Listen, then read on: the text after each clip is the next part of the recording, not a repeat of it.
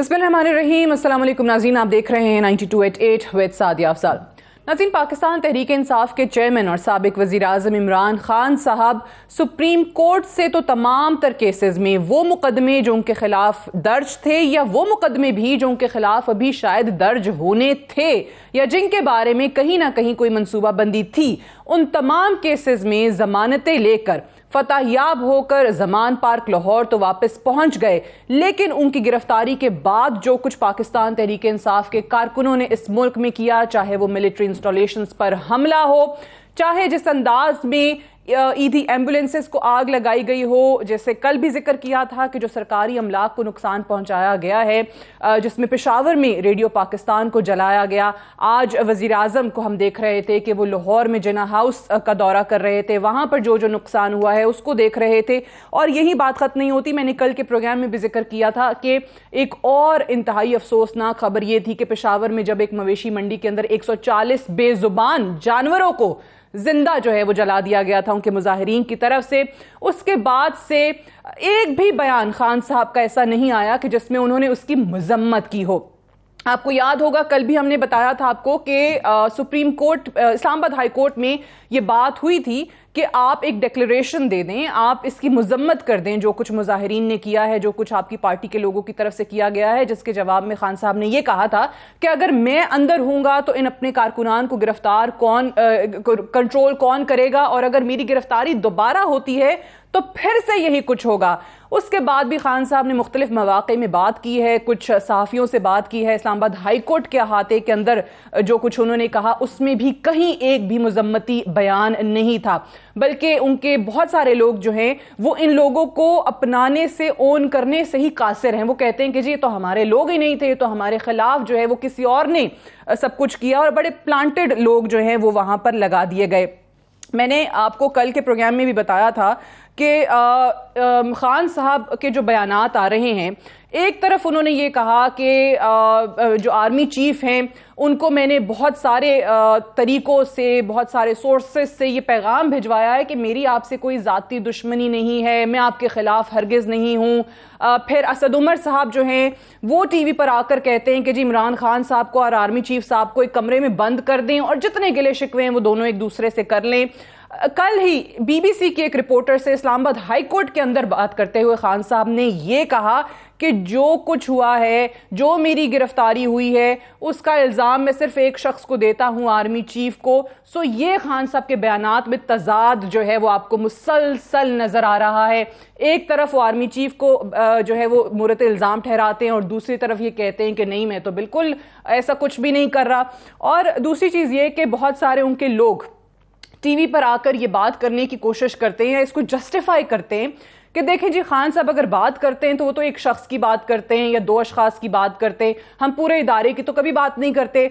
वो चलाइएगा ज़रा खान साहब का माजी का अपना बयान जो कि उस वक्त के साबिक वज़ीर आज़म नवाज शरीफ को लेकर था कि जब उनकी तरफ से उस वक्त के आर्मी चीफ के हवाले से या उस वक्त के DGISI की तरफ जो उन्होंने तनकीद की थी, तो इमरान खान साहब वज़ीर आज़म होते थे और इमरान खान साहब किसी एक शख्स के दो अशखास पर तनकीद को आर्मी के हवाले से किस तरीके से देखते थे। फौज को ये पैगाम देना या एक शख्स जो कि फौज का सिपहसालार है, आर्मी चीफ, उसके खिलाफ बात करना, इससे बड़ी गद्दारी क्या है। ये अल्फाज मेरे नहीं हैं, खुद इमरान खान साहब के हैं जब वो वजीर आजम होते थे। इन तमाम चीज़ों के हवाले से बात करेंगे और यकीनी तौर पर कल जो 14 मई की तारीख पंजाब के इंतखाबात की तारीख थी, डेडलाइन थी, वो ख़त्म हो रही है। इंतखाबात तो कल नहीं होने जा रहे, लेकिन सोमवार को अदालतों में क्या होगा, जिसमें इलेक्शन कमीशन की रिव्यू पिटीशन भी दायर की गई है। और जैसे कि कुछ ऑडियो लीक से पता चला कि जाहिर है कंटेम्प्ट की कार्रवाई भी हो सकती है इस हुकूमत के खिलाफ। उन तमाम चीज़ों के हवाले से आज के प्रोग्राम में हम बात करेंगे। बैरिस्टर जहांगीर जदून साहब हमारे साथ इस्लामाबाद स्टूडियो में मौजूद हैं, एडवोकेट जनरल इस्लामाबाद, बहुत शुक्रिया आपकी तशरीफ आवरी का। डॉक्टर इफ्तिखार दुरानी हमारे साथ मौजूद हैं, सीनियर रहनुमा पाकिस्तान तहरीक इंसाफ के, आपका भी शुक्रिया। बैरिस्टर सैयद गुलाम शबीर शाह साहब भी हमारे साथ मौजूद हैं, एडवोकेट हैं सुप्रीम कोर्ट और साबिक एडिशनल एडवोकेट जनरल सिंध। आपको भी खुशामदीद कहते हैं बैरिस्टर साहब। मंदुखेल साहब भी जब ज्वाइन करें बता दीजिएगा। कादिर खान मंदुखेल साहब ने भी हमें प्रोग्राम में ज्वाइन करना है, जो कि पीपल्स पार्टी के सीनियर रहनुमा हैं। जदून साहब आपसे आगाज़ करते हैं। पहले तो ये बताइएगा, आज वज़ीर आज़म साहब ने भी एक बयान दिया है कि जितने लोगों को आइडेंटिफाई हमने कर लिया है और जो अभी तक आइडेंटिफाई नहीं हो सके उनके हवाले से भी 72 घंटे के अंदर अंदर कार्रवाई की जाए, उनको कैफरे किरदार तक पहुंचाया जाए। अब ऐसे लोगों के, ऐसे अनासिर के खिलाफ लॉ क्या कहता है, क्या कार्रवाई होती है? जी बिस्मिल्लाहिर्रहमानिर्रहीम, बहुत शुक्रिया सादिया। आप देखें, ये तो आप पाकिस्तान की हिस्ट्री में देखें तो कभी ऐसा नहीं होगा किसी पॉलिटिकल पार्टी के एक्टिविस्ट, ये पॉलिटिकल पार्टी के एक्टिविस्ट नहीं है, ये इससे बड़े टेररिज्म क्या हो सकता है कि आप एक ऐसे इंस्टीट्यूशन पे अटैक करें। अगर आपके कोई पॉलिटिकल पर्पस है तो वो हो सकता है, जिस तरह आपने कहा जी हमारी अरेस्ट गलत हुई थी, आप प्रॉपर कोर्ट में चले गए, आपको रिलीफ मिल गया, आपका राइट बनता है, आप जाएं उसको क्रिटिसाइज करेंगे जी ये आर्डर गलत था या नहीं था, कोर्ट में आप जाएंगे, आपको रिलीफ मिल गया। ये दुनिया का कौन सा कानून आपको इजाज़त देता है कि आप इंस्टॉलेशन को तबाह करें, गाड़ियां तबाह कर दें, तमाम स्टेट की कोई भी बिल्डिंग है, चाहे वो किसी कोर्ट की बिल्डिंग है, चाहे वो किसी आर्मी इंस्टीट्यूशन की है, किसी की है, वो रिस्पेक्टेबल बिल्डिंग है, वो स्टेट के साथ बिलोंग है, वो किसी पॉलिटिकल पार्टी, अब किसका नुकसान हुआ है? टैक्स पेयर का नुकसान हुआ है। और आज देखें तमाम मुल्क ये कह रहे हैं जी कि आर्मी के इंस्टॉलेशन को तबाह कर दिए गए, और उस पर एक बदनामी का वो बना रहे हैं जी कि उन्होंने, आर्मी ने इसलिए रिस्ट्रेंट शो किया कि वो अपने लोगों पर गोली नहीं चलाती थी, नहीं चलाना चाहती, वरना आर्मी की बिल्डिंग को कोई अटैक नहीं कर सकता, क्योंकि उन्होंने रिस्ट्रेंट शो किया है कि बंदा मारे। इसमें भी दो आरा सामने आती हैं। कुछ लोग कहते हैं कि नहीं, वहां पे ऑब्वियसली आपकी जो सिविल एडमिनिस्ट्रेशन है वो नाकाम हुई, पुलिस को ही रोक लेना चाहिए था जब लोगों ने मार्च शुरू किया था कोर कमांडर हाउस की तरफ। आप देखें बाज लोगों के पास पीपल्स आर आर्म्ड, डंडे तो हर एक के पास है, ठीक है, बिल्कुल ठीक है। खुदा न खास्ता आप देखें जो फोर्स होती है ना, उसने रीजनेबल फोर्स यूज करनी होती है टू स्टॉप देम। तो अब ये बंदे जो है ये इस चीज पे तुले हुए कि हमने जलाना है, गिराना है और तोड़ना है, तोड़ना है हर चीज को। ये तरबियत होती है एक पॉलिटिकल एक्टिविस्ट की। ये लीडर ये तरबियत करते हैं पॉलिटिकल पार्टीज की। ये देखें ना, मैं किसी लीगल ये बात कर रहा हूँ, इनके खिलाफ बिल्कुल एंटी टेररिज्म के जो केसेस हैं, इनके बहुत सारे इनके तो लीडर्स अभी वैसे ही अरेस्टेड हैं। आइडेंटिफाई करना चाहिए ताकि इनको पता चले, किसी भी पॉलिटिकल पार्टी कोई भी एक्टिविस्ट हो, इररिस्पेक्टिव ऑफ पीटीआई, किसी की जरूरत ना हो आने के लिए कि किसी आर्मी की या किसी स्टेट बिल्डिंग पे, कोई भी स्टेट बिल्डिंग, कल को ये किसी कोर्ट पे हमला कर दें आके, ये नहीं इस तरह हो सकता जब तक इस पे स्ट्रिक्ट एक्शन नहीं लिया जाएगा। तमाम जितने भी लोग इन्वॉल्व हैं, ये इनके जो इंसाइट किया है, जो बेट किया है इन ऑफेंस को, वो तमाम इस चीज के जिम्मेदार हैं, इनको जिम्मेदारी लेनी चाहिए। और एक बात मैं कह दूं आपको कि जितना भी एक्सपेंस आए इनकी रिनोवेशन पे, ये सब पीटीआई से रिकवर करना चाहिए, पीटीआई से रिकवर बिल्कुल। आने के लिए किसी पार्टी की जरूरत ही ना हो कि उसका एक्टिविस्ट जो है वो जाके किसी बिल्डिंग को, तमाम ये एक बनाना चाहिए लिस्ट, जितना भी नुकसान हो पीटीआई से रिकवर करना। ठीक है, ऑब्वियसली मैं कल से जब ये अरेस्ट हुए, उनकी जो सेकंड टियर थर्ड टियर के लीडरशिप है, वो तब से बात कर रहे हैं कि ये गलत हमारे लोगों को अरेस्ट किया गया है, या जिन कारकुनान को इनफैक्ट आइडेंटिफाई कर लिया गया है, उनकी तो आज राना सनाउल्लाह भी प्रेस कॉन्फ्रेंस में उनकी शक्लें दिखा रहे थे और उनका सारा कुछ बायोडाटा भी आवाम के सामने रख दिया कि कौन है, इनकी पार्टी एफिलिएशन क्या है। कुछ की तो वीडियोस और ऑडियोज जो हैं वो भी मंजर आम पर आई हैं। इसी तरीके से कल से ये डिबेट चल रही थी कि जब टीएलपी के लोग, टीटीपी के लोग, इनफैक्ट एमक्यूएम के लोग भी जब इस किस्म की कोई भी कार्रवाई करते थे तो आप उनके बारे में यही कहते थे कि ये रियासत की रिट को चैलेंज कर रहे हैं। तो ये जो कुछ भी हुआ है एक पॉलिटिकल पार्टी की तरफ से, पीटीआई की तरफ से, ये भी रियासत की रिट को चैलेंज किया गया है, इसमें आप इससे डिसएग्री नहीं कर सकते। मैं दुरानी साहब आपकी तरफ आने से पहले इजाजत दीजिएगा, बैरिस्टर शबीर शाह साहब का भी जरा इस पे टेक ले लें। आपकी ओपिनियन क्या है बैरिस्टर साहब के ये तमाम चीजें जिस तरीके से कहा गया पीटीआई की तरफ से कि हमारे लोग जो हैं वो तो सिर्फ और सिर्फ अपना कॉन्स्टिट्यूशनल राइट इस्तेमाल कर रहे हैं, प्रोटेस्ट कर रहे हैं, लेकिन उसकी आड़ में जिस तरीके से सरकारी अमलाक को नुकसान पहुंचाया गया, गो के पीटीआई वो उनको ओन नहीं करती कि वो हमारे लोग नहीं हैं, बट आपकी नजर में क्या ऐसे लोगों के खिलाफ कार्रवाई हो सकती है, क्या होना चाहिए?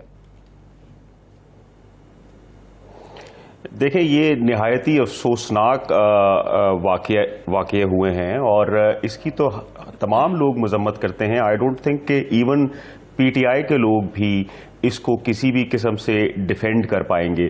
Law is taking its own course और आप देखिए कि कंप्लीटली डिसप्रोपोर्शनेट रिएक्शन है।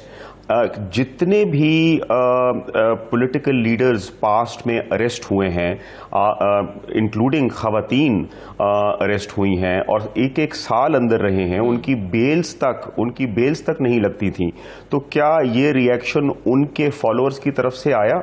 This shows lack of political maturity.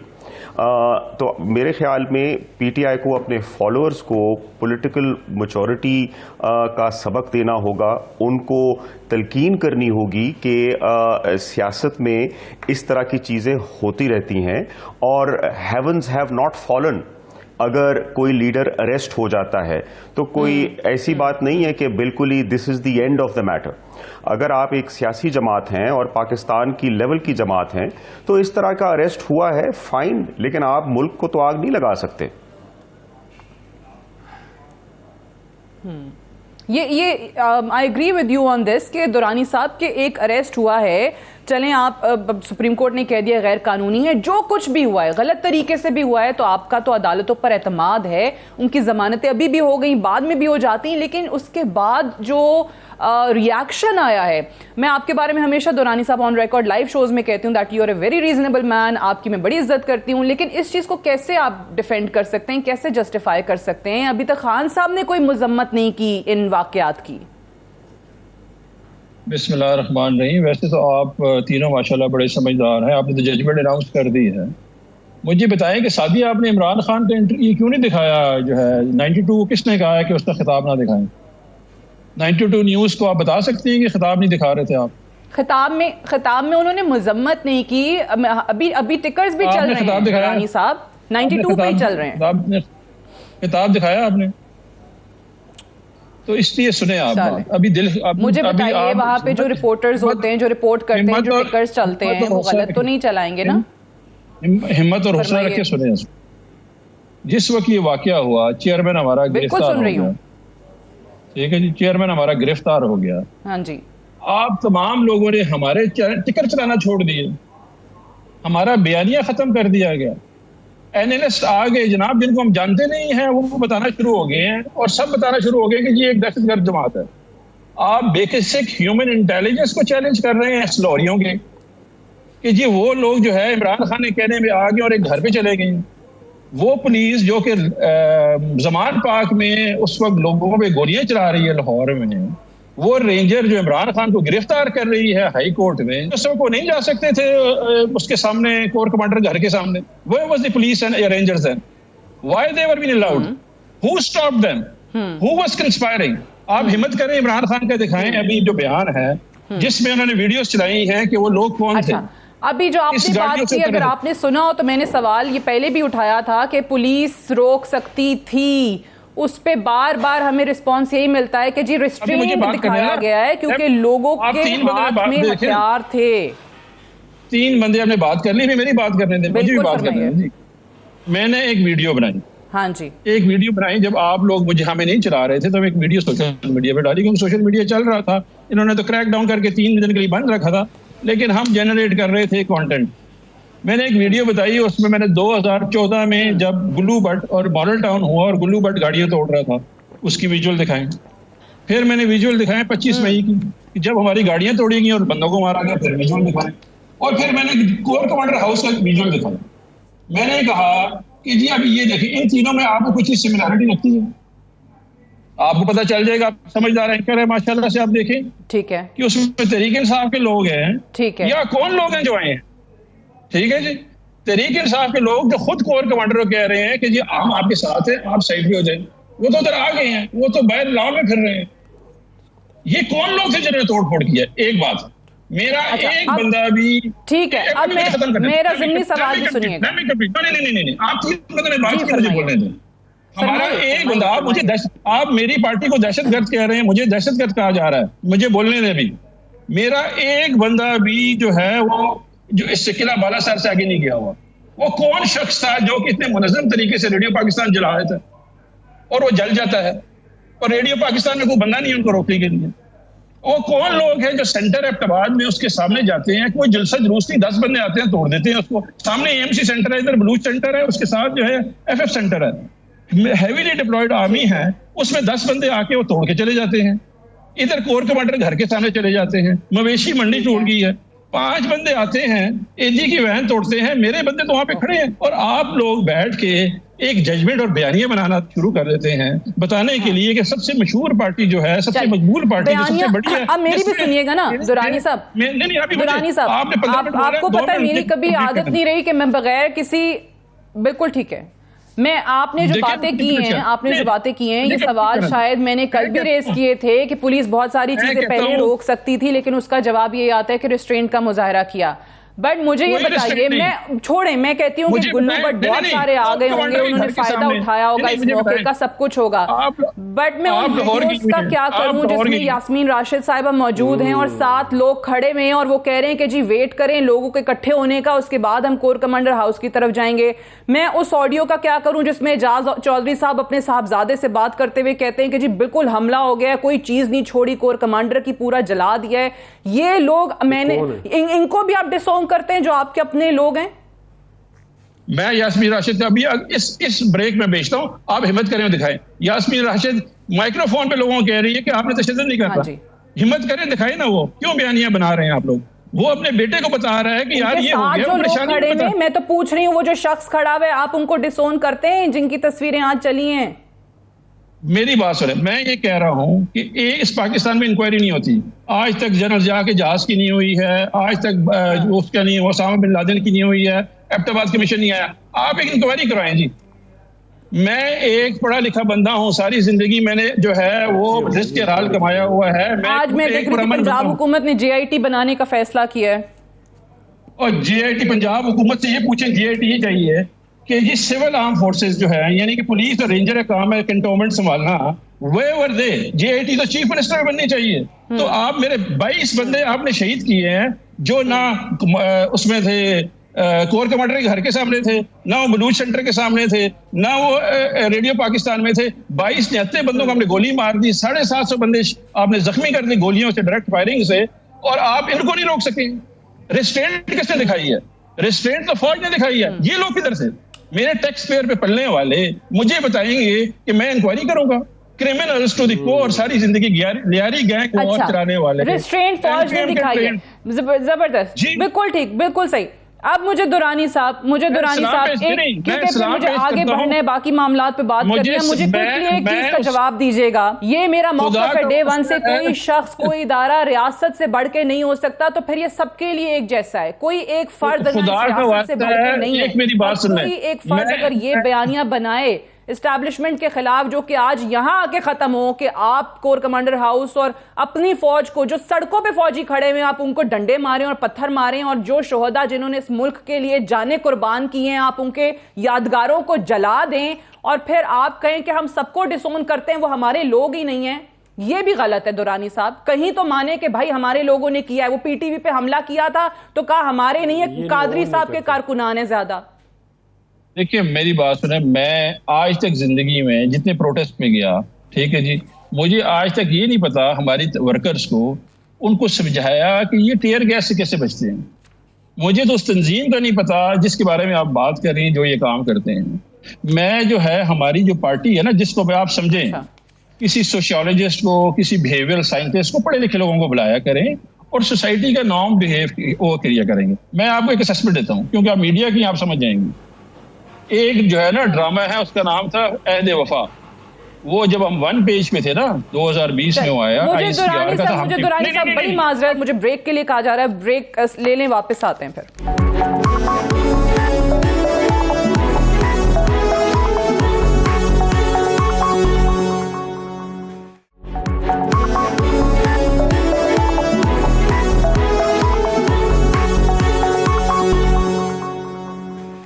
Welcome back programme में एक बार फिर से खुश आमदीद। कल जो आखिरी तारीख है बैरिस्टर जदून साहब, इंतखाबात की 14 मई पंजाब में दी हुई थी सुप्रीम कोर्ट की तरफ से, अब उस पर आपको मामलात किधर जाते हुए दिखाई दे रहे हैं? ऑब्वियसली कल तो इंतखाबात हो नहीं रहे हैं, अगर हो जाए तो कोई मुआवजा ही कह सकते हैं आप उसको, बट ये जो अभी स्पेकुलेशंस थी और बहुत सारे लोगों की राय यही थी कि ज़ाहिर है कंटेम्प्ट के अलावा और क्या कार्रवाई हो सकती है। आपको लग रहा है कि जो हुकूमती बयान भी हैं कि जो करना है कर लें, वज़ीर आज़म भी घर भेजना है तो भेज दें, हम सब चीज़ों के लिए तैयार हैं, तो ये जंग मज़ीद आगे बढ़ रही है?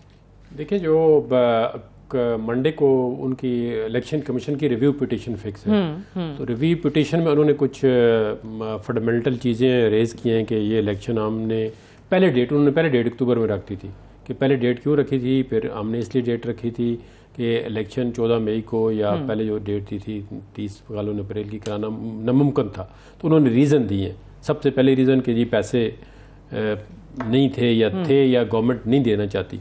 तो इसमें तो देखें ना, आप गवर्नमेंट जो सुप्रीम कोर्ट ने डायरेक्शन दी थी स्टेट बैंकों को आप पैसे एलोकेट कर दें, उन्होंने कर दिए एलोकेट स्टेट बैंक के। अब उन्होंने कहा हम एलोकेट तो कर रहे हैं लेकिन फाइनेंस मिनिस्ट्री रिलीज़ करेगी। और उसी सुप्रीम कोर्ट के आर्डर के अंदर ये उन्होंने कहा था कि जो पैसे रिलीज़ होंगे फाइनेंस मिनिस्ट्री उसको पोस्ट फैक्टो अप्रूवल पार्लियामेंट देगी। इसमें सुप्रीम कोर्ट कैटेगोरिकली, और ये कॉन्स्टिट्यूशनल मैटर है, अंडर आर्टिकल 84 ये क्लियर है कि जब तक अगर आपने बजट में कोई एलोकेशन न की हो तो कोई आप सप्लीमेंट्री ग्रांट देते हैं या कुछ भी देते हैं तो वो आपको पार्लियामेंट से अप्रूवल उसकी मस्ट है। ये कॉन्स्टिट्यूशनल रिक्वायरमेंट है। अब लेट्स से कि parliament what ever is the intention वो अप्रूव नहीं करती। वो तो पहले ही उन्होंने कह दिया ना, वो तो पहले ही उन्होंने कह दिया कि नहीं करेंगे, जो मर्जी हो जाए।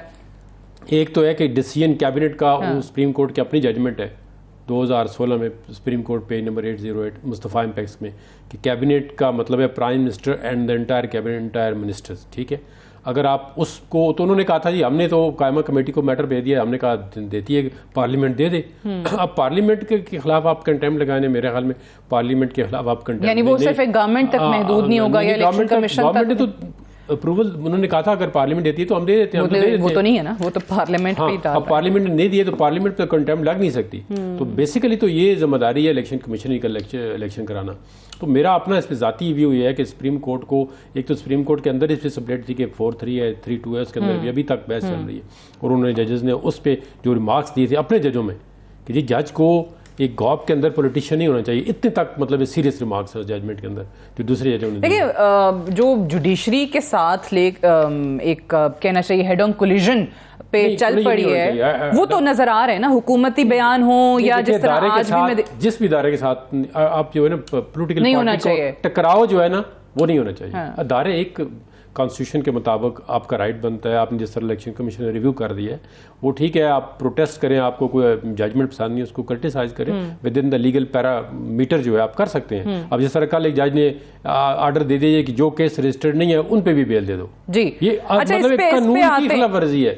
बिल्कुल सही है। बैरिस्टर शबीर शाह साहब, इस पे जरा आपकी राय भी मैं चाहूंगी कि जब से ये उनकी जमानतें हुई हैं और उससे पहले जो सुप्रीम कोर्ट की तरफ से या चीफ जस्टिस साहब की तरफ से कहा गया था, अभी थोड़ी देर पहले आज फॉरेन मिनिस्टर बिलावल भी बात कर रहे थे तो उन्होंने भी यही कहा था, और सारे जो हुकूमती वुज़रा हैं आई थिंक वो ये बयान दे रहे हैं कि जो चीफ जस्टिस ऑफ पाकिस्तान ने विश यू गुड लक कह दिया और एक मुल्जिम को गुड टू सी यू कह दिया, ये वाली बातें जो है ना वो उनका शायद पीछा नहीं छोड़ी हैं। अभी तमाम वुज़रा की तरफ से इस पर क्रिटिसिज्म आ रहा है और उसके बाद उनको किस तरीके से अपनी हिफाजत में रखा गया जब तक वो इस्लामाबाद हाई कोर्ट प्रेजेंट नहीं हो जाते अगले दिन, और फिर तमाम केसेस में जमानतें हो जाना।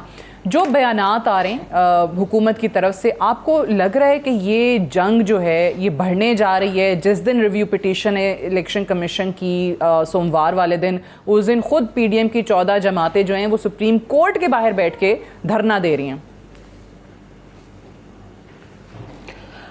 देखिए, हमें इसको थोड़ा सा प्रिंसिपल्स की लाइट में देखना पड़ेगा। मेरा ओपिनियन इसमें यह है कि as a constitutional lawyer I would not look at personalities, but as a constitutional lawyer, मेरी 4 principles को मैं देखता हूँ।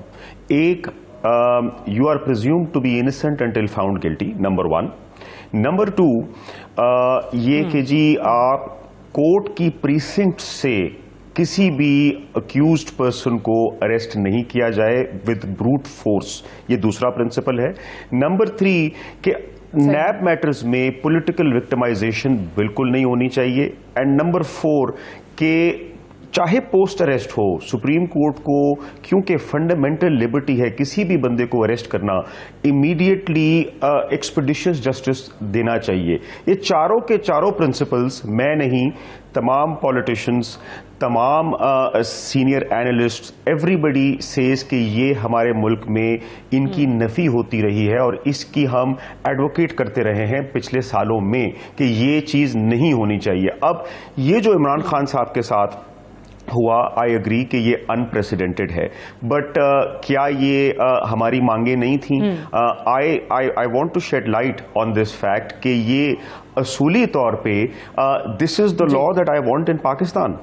ऐसे ही होना चाहिए, किसी को भी जबरी तौर पे अरेस्ट क्यों किया जाए? I mean he is not a terrorist, ये उन पे एलिगेशंस नहीं है, ठीक है जी। सो उस हिसाब से आई एम इन फेवर, लेकिन दूसरी पॉलिटिकल पार्टीज का ये ताज्जुब बिल्कुल बजा है कि इनको स्पेशल ट्रीटमेंट क्यों मिल रहा है, but I feel that again उनको भी थोड़ा सा गौर करना चाहिए कि कल को इंशाल्लाह बाकियों के लिए भी ये प्रिंसिपल सेट होंगे। मैं एक दूसरी बात पे जरा पॉइंट आउट करना चाहता हूं, ये जो इस्लामाबाद हाई कोर्ट की जजमेंट्स अभी जो ऑर्डर्स आए हैं, इसमें मैं देख रहा था, unless I have missed any order and advocate general साहब कैन करेक्ट मी, इसमें एक तो अल-कादिर ट्रस्ट पे बेल दी है 31 तक, और जो बाकी प्रोटेक्टिव बेल्स हैं वो जिसमें ब्लैंकेट ऑर्डर है पीबी प्रोटेक्टिव बेल 666 में, in my opinion that does not extend to नैब।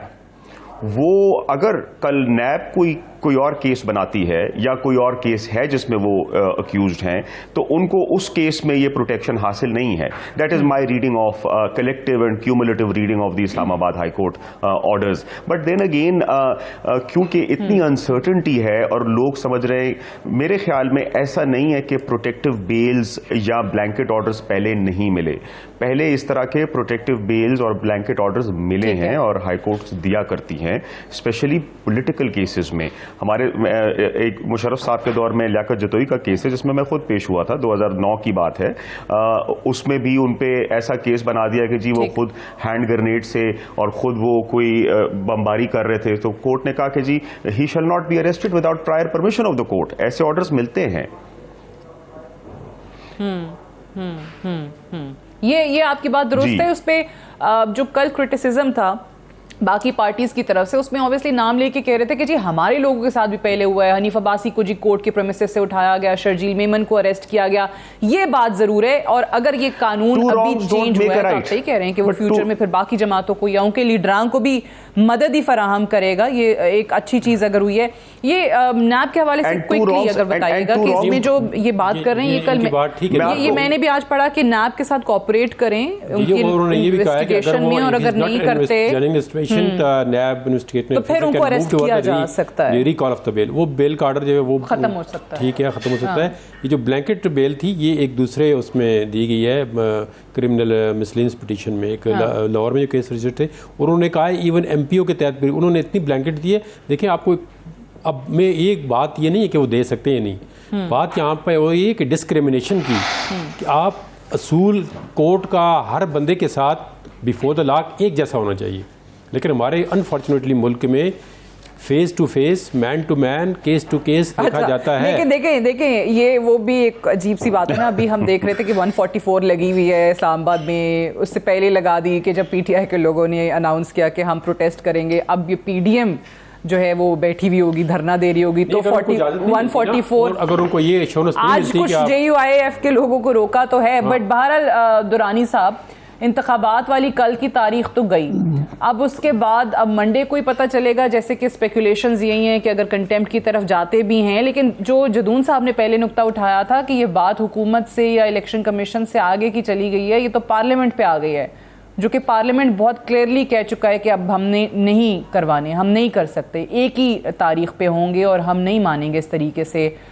फिर उसमें बार बार वो जस्टिस अतर मनल्ला साहब के कुछ क्वेश्चंस को भी रेफर करते हैं। वो कहते हैं कि देखें उन्होंने भी कहा था कि क्यों इन्होंने असम्बलियां तहलील की, ये भी देखना पड़ेगा कि दोनों असम्बलियां तहलील, सारे लोग कहते हैं सबसे बेस्ट कल खुश हैं। बट उससे पहले मैं वही कह रही हूँ ना कि उसमें देखे कि ये डेमोक्रेटिक मूव थी इनकी तरफ से या नहीं थी। फरमाइएगा दुरानी साहब। देखिए सादिया, बात ये है कि ये तमाम इदारे जो है बिलशमूल पार्लियामान आइन का पाबंद है। ऐसा नहीं है कि कोई भी इदारा मुबर्रा है आइन से या उससे ऊपर है। मैं बैरिस्टर साहब जो कि सिंध से बात कर रहे हैं, मैं बड़ा मशहूर, उन्होंने बड़ा रैशनल ओपिनियन दिया। इस वक्त ना रैशनैलिटी की जरूरत है सोसाइटी में। आप तमाम जमहूरी हुकूमतें अगर ये गलत काम कह रही हैं, वो ठीक नहीं हो जाएगा। बिशमूल पार्लियामान ये पार्लिमान मार्ज़ वजूद में आता है इंतखाबात के जरिए, और ये पार्लिमान रोक रहा है इंतखाबात को, जो कि आइन कहता है कि 90 दिन में होना चाहिए। तो जब आप इंटेंट देखते हैं इन पॉलिटिकल पार्टीज की जो कि इस वक्त पार्लियामान में है, वो आइन को से जो है मुतसादिम है। अगर इस मुल्क में आइन इकट्ठा रखने के लिए, विफाक को इकट्ठा रखने के लिए आइन है, बड़ी मेहनत से बनाया गया। हम क्रेडिट देते हैं जुल्फ़िकार अली भुट्टो को, शहीद को, उन्होंने बड़ा मेहनत की है। उस डॉक्यूमेंट में 3 बंदों के सिग्नेचर है, मौलाना मुफ्ती महमूद साहब के, वली खान साहब के, जुल्फ़िकार अली भुट्टो के एग्रीमेंट के बाद दिया है। जब सोशल कॉन्ट्रैक्ट आ गया है, इस वक्त सिर्फ जाती मफाद के लिए कि हम हार जाएंगे, ये सारा जो खेल है जिसके ऊपर अभी आप सबको हमें आप दहशतगर्द बना रहे हैं, ये सारा खेल शुरू हुआ जब आइन से हम मुबर्रा होना शुरू हो गए। आइन में लिखा हुआ है किसी भी चीफ मिनिस्टर का इस्तेकाक असेंबलियां डिसॉल्व करने के लिए 90 की दहाई में 2.5 साल 18 महीनों में इलेक्शन हुए हैं, तो किसी ने सवाल नहीं उठाया। लेकिन क्योंकि आज इनको सूट नहीं कर रहा, तो ये सवाल उठ गया जी क्यों कर दिया, क्या हो गया। आइन में लिखा हुआ है, ये असेंबली में लेके जाते हैं, इसको चेंज कर दें, आइन चेंज कर दें, आइंदा नहीं हुआ करेगा। लेकिन इस वक्त जो साथिया इशू सबसे बड़ा चैलेंजिंग ये है, इस वक्त सबसे बड़ा चैलेंज, हम कॉन्स्टिट्यूशनल ब्रेकडाउन की तरफ जा रहे हैं। इस वक्त 2 गासिब हुकूमतें हैं। आपका एक नॉन इलेक्टेड बंदा इस वक्त क्योस क्रिएट कर रहा है, जो चीफ मिनिस्टर पंजाब वो है उसमें है पंजाब में, खैबर पख्तूनख्वा में मौलाना का जो दामाद है, वो जो इसका गवर्नर है, आपको पता है कि हमारी 5000 साल तारीख खराब कर रहा है। 5000 साल तारीख खैबर पख्तूनख्वा की कि औरतों को उठाया गया घरों से, उनकी बाल खींचे गए हैं, घरों में गए हैं। हमारे लोगों ने रिक्वेस्ट की है कि 5000 साल पख्तून कल्चर को बर्बाद ना करें। ये लोग मुसल्लत कर दिए गए हैं बिकॉज इसलिए कि ये लोग घबराए हुए हैं इलेक्शन से। सारा निजाम इकट्ठा हुआ है, और उसमें माजरत के साथ जदून साहब हमारे भाई हैं, वो हमारे भाई खड़े होकर जवाब दे रहे होते हैं कि जी क्यों आइन के ऊपर नहीं हो सकता। रीजनिंग की बात नहीं है, it's an order of the constitution. 90 days is a bar. ये फेडरेशन ऑफ पाकिस्तान, इस्लामी जमहूरिया पाकिस्तान का ये आइन है। आप लोग उसमें सुखम निकाल रहे हैं कि ऐसा नहीं तो ऐसा नहीं, ऐसा नहीं। बट वो 90 डेज तो गुजर गए कब के। ठीक है, बिल्कुल सही है, 90 डेज गुजर गए कब के। मुझे याद है सुप्रीम कोर्ट में जब ये दुरानी साहब बात हुई थी, तो उसमें चीफ जस्टिस साहब ने भी और बाकी जो बैठे हुए थे जजेस, उन्होंने कहा था कि देखें ये वाली वायलेशन 90 डेज वाली तो हो गई है, बट अब ये इसका मतलब ये थोड़ी है कि साल 2 साल तक इलेक्शंस नहीं होंगे, अब किसी एक चीज पर डिसाइड कर लें। फिर उन्होंने वो डायलॉग का एक तरीके से इशारतन बात की, फिर बताया गया कि डायलॉग शुरू हो गया है, उस चीज को अप्रिशिएट किया। अब जो है वो डायलॉग का तो नामो निशान ही कहीं नहीं, अब तो एग्जिस्ट ही नहीं वो चीज करती है। जब तक सियासी जमातें खुद इस चीज का इदराक नहीं करेंगी, नहीं बैठेंगी, तो आप जो कह रहे हैं कि ये एक क्राइसिस है, कॉन्स्टिट्यूशनल क्राइसिस है, वो तो बढ़ता ही चला जा रहा है। जो आप कहते हैं कि इलेक्शन 90 दिन के अंदर ना कराने की वजह से पैदा हुआ है, मैं दूसरी जमातों से बात करती हूँ, पीपल्स पार्टी से और PMLN से, तो वो कहते हैं नहीं, ये तो उस दिन शुरू हुआ था जिस दिन 63A की इंटरप्रिटेशन जो है वो सुप्रीम कोर्ट ने की थी। सो ये अजीब ही है, हम किसी चीज़ पर अग्री नहीं कर पा रहे हैं। मईशत तबाही की तरफ जाई जा रही है, 300 तक डॉलर आपका पहुंच गया था, 40% तक आपकी इन्फ्लेशन जो है वो टच करने वाली है। जदून साहब, क्या आप ऐड करना चाह रहे थे इसमें? मैं सिर्फ ये ऐड कर रहा, तुरानी साहब माशाल्लाह बड़े पढ़े लिखे बंदे हैं। अब इनको पता है कि सुप्रीम कोर्ट में जब ये केस लगा है, तो कितनी दफा सुप्रीम कोर्ट ने कहा जी आप एक पार्टी 2 महीने आगे चली जाए, एक पीछे चली जाए। Finally they intent to dialogue. Suppose के ये जो गवर्नमेंट ने इन पे कंडीशन रखी थी कि जी आप अक्टूबर का इलेक्शन जो एग्री कर लें, सपोज कि इमरान खान या इनकी पार्टी व्हाट्सएवर इनकी जो कमेटी थी वो 8 अक्टूबर पे एग्री हो जाती, तो what will be the constitutional position. इसका मतलब है कॉन्स्टिट्यूशन, अगर 2 पार्टियां एग्री हो जाएं तो फिर 90 डेज कॉन्स्टिट्यूशन के अंदर लिखा हुआ ही नहीं है। अगर 2 पार्टियां एग्री ना हो तो फिर 90 डेज है। ये जरा मंतक मुझे समझा दे। अगर मैं तो ये कहता हूँ, ये देखे ना, अगर ये सुप्रीम कोर्ट ने किस तरह ये उन्होंने कह दिया था जी कि आप डायलॉग करें, डायलॉग के करें, अगर आप एक डेट पे एग्री हो जाएं, ये देखे ना सबके सामने ये बात हुई थी, जिस पे मैंने कुछ वज़रा को कहते सुना कि ये पंचायत और जरगे वाली चीज क्यों हो रही है। 254 जो आर्टिकल है वो कवर देता है कि इलेक्शन जो है वो इनवैलिड, इनइफेक्टिव नहीं होता। अच्छा, दुरानी साहब शायद जवाब देना चाह रहे हैं। दुरानी साहब बताइएगा, आपकी आवाज थोड़ी ब्रेक हो रही थी, आप कुछ कहना चाह रहे हैं? कॉन्स्टिट्यूशनल चीज को सपोर्ट नहीं कर रहा, लेकिन मैं कहता हूं ये फैक्ट्स आपके सामने हैं। आइन की एक शिक को आप कह रहे हैं कि ज्यादा सामने रखा हुआ है और बाकी जो शिकें हैं उनकी तरफ तवज्जो नहीं है। देखो, लेकिन ये अगर एग्री हो तो दोनों पार्टियां अक्टूबर में फिर आइन किधर जाएगा, ये बता दें। ठीक है, फरमाइएगा दुरानी साहब। हमारे बड़े पढ़े लिखे दोस्त हैं सर, देखें हम उसमें फैसला ये हुआ था कि अगर इन केस कोई अरेंजमेंट होता है, there is a constitutional amendment जिसके लिए कहा गया था कि वापस जाएंगे अमेंडमेंट करेंगे। कहीं पे ऐसा नहीं था कि आप जो है इसी कॉन्स्टिट्यूशन में कर रहे हैं, ऐसा नहीं था। आप ना करें प्लीज। इस वक्त जो मुल्क है वो मुतहम्मिल नहीं है। सादिया, कौन लोग हैं जो इंतखाबात से भाग रहे हैं? ये लोग हैं, इन्होंने अक्टूबर में भी नहीं कराने। ये बाहर निकल नहीं सकते, ये अपने कमरों से बाहर नहीं निकलते। अभी मैंने आप बिलावल का जलसा दिखा रहे हैं, आगे बंदे गिन ले कितने बंदे हैं। ये लोग अगर बाहर निकल के वोट मांग ले, आप मुझे बताइएगा, इनको लोग ढूंढ रहे हैं। आप इस वक्त आपने फातिमा जिन्ना यूनिवर्सिटी में बिहेवियर साइंस डिपार्टमेंट है, उसकी हेड को बुला के पूछ लें सोसाइटी का बिहेवियर। आपको पता है, मैं आपको पीछे भी बता रहा था कि जो आपने बात मेरी काट दी। कल से जो है तकरीबन ये जो 55 लाख ट्वीट्स हुई हैं, 55 लाख, जब ये सब 3 दिन बंद था। 55 लाख का आप मूड देख लें। वो सोसाइटी का बिहेवियर है। आप उनको वोट की तरफ लेके जाते हैं ताकि वो जो उनका फ्रस्ट्रेशन है कि हमारा एक कौमें उम्मीद से बनती है, उम्मीद है कि वो फ्रस्ट्रेशन तो है। देखिए दुरानी साहब, मुझे बताइए कि मैंने कभी आपसे कितने प्रोग्राम्स हो गए, मैंने हमेशा ये बात की है कि बिल्कुल इस हुकूमत की परफॉर्मेंस पर सवालात हैं, इकोनॉमी नहीं संभल रही है, मुल्क का बेड़ा गर्क होता चला जा रहा है, लेकिन हम जो है समझ ही नहीं रहे हैं। पॉलिटिकल स्टेबिलिटी आने का नाम नहीं ले रही है। इकोनॉमिक स्टेबिलिटी हम कैसे एक्सपेक्ट करते हैं? बट ये आए क्यों थे? आप याद है? हाँ, आप बताए ना, क्यों आए? ये 3 मार्च क्यों उन्होंने किया? ये आए इसलिए थे अपनी मर्जी के अपॉइंटमेंट। हम तो डे 1 से कह रहे हैं अपनी मर्जी के अपॉइंटमेंट के लिए, लेकिन नहीं, फसाड क्या था? मैंने कहा कि हम वो जो कह रहे थे इकोनॉमी को संभालने आए हैं, वो इकोनॉमी तो नहीं संभली।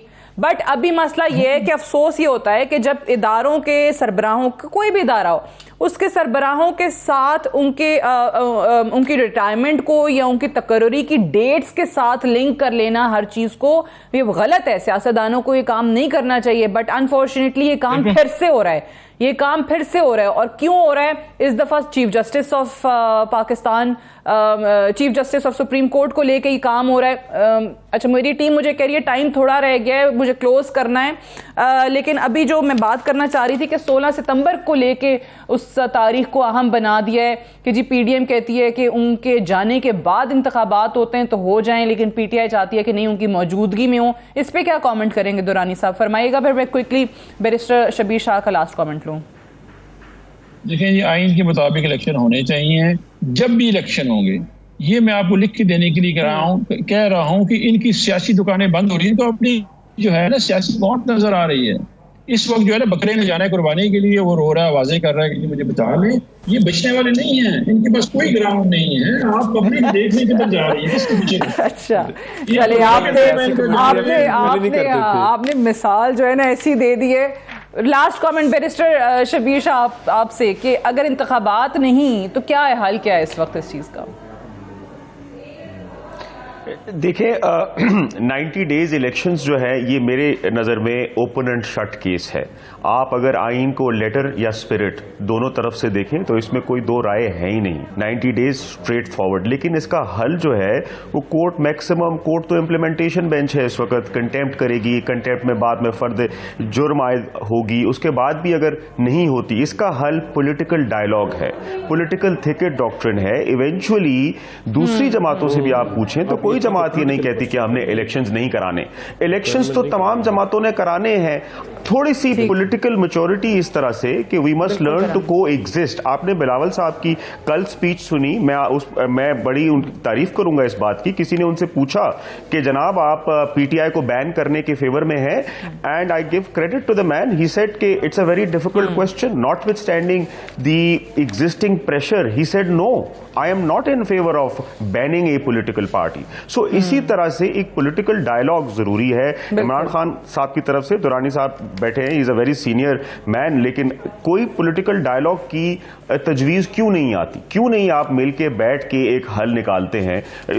Eventually parliament should be strong. Right, चलिए, unfortunately I run out of time, I have to wind up here. बहुत बहुत शुक्रिया बैरिस्टर सैयद गुलाम शबीर शाह साहब, डॉक्टर इफ्तिखार दुरानी साहब और बैरिस्टर जहांगीर जदून साहब प्रोग्राम में ज्वाइन करने के लिए। That's all for tonight. I will see you tomorrow इंशाल्लाह। इजाजत दीजिए, खुदा हाफिज।